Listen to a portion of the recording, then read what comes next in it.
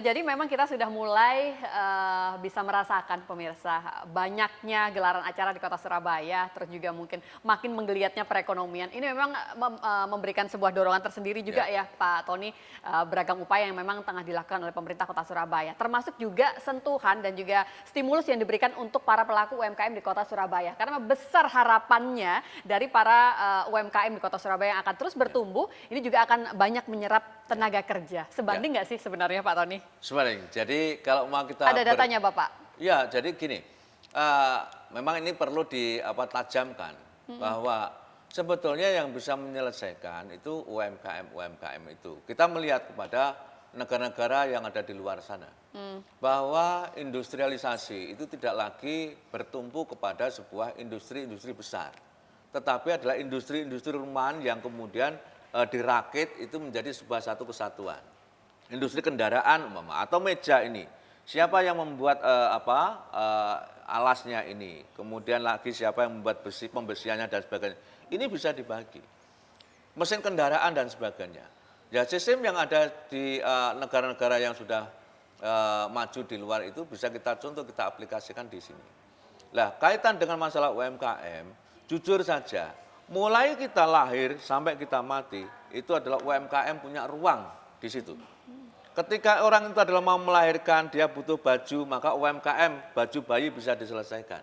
Kemudian bayi menjadi makin besar, maka membutuhkan mainan, maka juga UMKM bisa melakukan.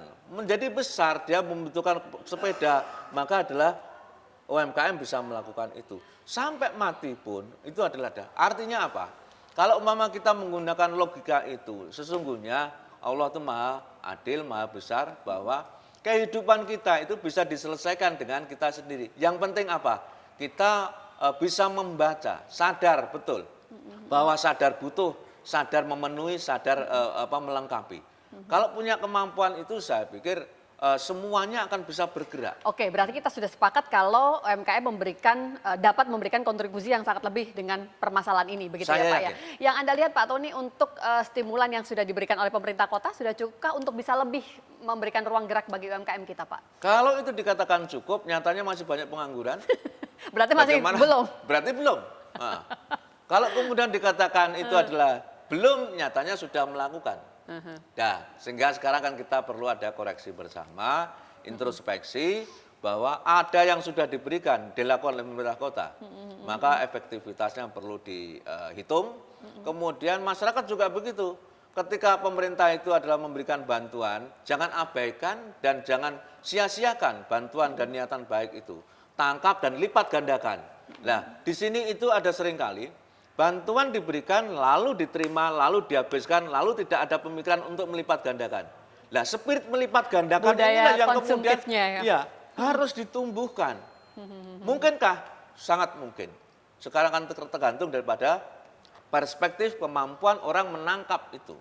Kalau kemudian etosnya itu dia sadar menjadi lebih baiknya itu muncul, maka sekecil apapun potensi yang dia miliki akan dia maksimalkan. Betul. Nah, kalau kemudian inovasinya sudah rendah, kemudian daya juangnya sudah rendah, kemudian mau diberi apapun, walaupun tinggal makan pun disia-siakan. Macam apapun masih tidak akan bisa. Diberikan tinggal makan pun ibaratnya disia-siakan. Dan bahkan dibuang begitu saja. Yang Anda lihat sebenarnya problem yang tengah dihadapi oleh teman-teman UMKM di kota Surabaya ini apa sih Pak? Kalau ini sekedar masih untuk bersenang-senang saja. Jadi UMKM mereka belum menggarap secara maksimal menurut Anda? UMKM itu lebih kepada seolah-olah hanya sebagai satu gaya hidup sesaat. Tidak diletakkan sebagai satu tumpuan hidup selama dia ada. Lah mestinya UMKM itu betul-betul dilihat bahwa ini adalah potensi yang menjanjikan, potensi yang bisa menyelesaikan permasalahan yang dihadapi, dan kemudian adalah potensi yang bisa menjawab permasalahan di masa depan. Kalau itu adalah bisa dilakukan, maka semua pihak, sekalipun toh mereka itu hanya membuat sapu lidi yang dipotong itu biting, maka dia akan fokus di situ dan kemudian bisa menghitung. 1 biting jadi 100 biting, kemudian dijual berapa, hasilnya berapa, supaya itu adalah kebutuhan tercukupi, dia harus memproduksi berapa. Padahal kalau kita lihat sudah banyak lembaga-lembaga, komunitas itu yang lebih mengedepankan kebutuhan-kebutuhan teman-teman UMKM untuk bisa lebih menumbuhkan ya Pak ya. Itu yang mestinya digandeng oleh Pemerintah pemerintah kota. kota, baik. Pemerintah kota jangan menangani sendiri. Fungsi pemerintah ini sebagai satu regulator. Fungsi pemerintah ini hanya sebagai stimulator. Dia bukan sebagai pihak yang langsung eksekusi, dipikirkan sendiri, digagas sendiri, dilaksanakan sendiri, kemudian dikesorai sendiri. Ini tidak begitu, tidak lagi. Jadi kita lagi harus betul-betul Berkolaborasi begitu ya? berkolaborasi dengan masyarakat. Dan setelah itu stimuli itu dimunculkan, lalu mereka menjadi penjaga malam. Ketika siang masyarakat bekerja, mereka adalah tidak diganggu. Ketika malam masyarakat itu tidur, pemerintah menjaganya. Oke, baik. Ada sebuah evaluasi yang berjenjang juga di sana untuk bisa melihat seberapa perubahan yang sudah dilakukan.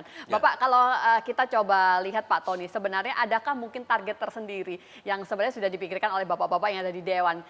Kita tidak bisa memungkiri pasca pandemi, tentunya jumlah pengangguran di Kota Surabaya juga meningkat. Sebenarnya kapan sih Pak menurut Anda kita ini bisa segera bangkit dalam arti perubahannya itu cukup signifikan Pak? Ya. Kita itu sebetulnya agak terlambat. Bahkan adalah kalau kemarin Kalau dibandingkan siapa Pak terlambat maksudnya? Terlambat dengan zaman. Bahwa tingkat ketergantungan kita sebagai bangsa, tingkat ketergantungan kita sebagai kota, itu kan sangat tinggi dengan pihak lain. Dan kemudian sebetulnya kota ini sangat rapuh. Kita tahu bahwa kota ini sangat rapuh. Bahwa ada banyak seperti kota ini adalah sektor pertaniannya kan lemah gitu kan. Sumber-sumber yang dibutuhkan untuk beras, kebutuhan cabai saja, itu juga mestinya kan bisa kita cukupi sendiri. Nah ini kan bisa saja kita mengalokasikan tenaga-tenaga kerja yang ahli di bidang pertanian untuk bersumbangsi, untuk menjadikan kota ini menjadi lebih mandiri. Dan kemudian tidak selalu tergantung. Ketika itu kesadaran itu kita tergantung dengan daerah lain, kemudian bentuk daripada kerjasama antar daerah ini juga belum dilakukan. Harusnya berapa tahun Pak target? Kalau targetnya adalah tahun 2020 ini kan kalau dalam perjanjian WTO kan sudah jalan. Artinya pada saat WTO itu jalan maka kemandirian kita untuk bisa menjadi negara yang bersaing itu betul-betul diwujudkan. Tapi sekarang kan kita sedang dalam kedodoran. Sehingga harus ada sebuah percepatan. Konsep-konsep 5 tahunan yang dituangkan dalam RPJMD itu harus bisa terukur bahwa tahun berapa kita itu akhirnya bisa take off begitu. Nah kemudian rencana pembangunan 5 tahun walaupun itu konsep lama itu bisa kita adopsi. Tahun berapa kita itu bisa merdeka dari pengangguran? Tahun berapa kita itu bisa merdeka dari ketergantungan dalam bidang pendidikan maupun kesehatan begitu. Ini harus betul-betul dicanangkan sehingga nanti itu ada parameter yang jelas.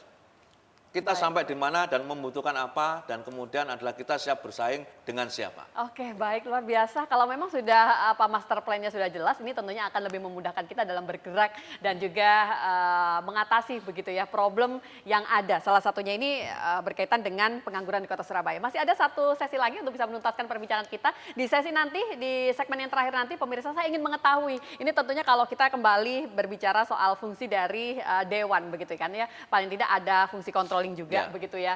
Dan kita coba tanya apakah sebenarnya dari segi regulasi, payung hukum dan sebagainya berkaitan dengan problem ini itu sudah siap dan juga sudah jelas untuk bisa mengangkat begitu, mengatasi beragam problem di Kota Surabaya. Nanti kita lanjutkan kembali, kita jeda sebentar, sesaat lagi untuk Anda.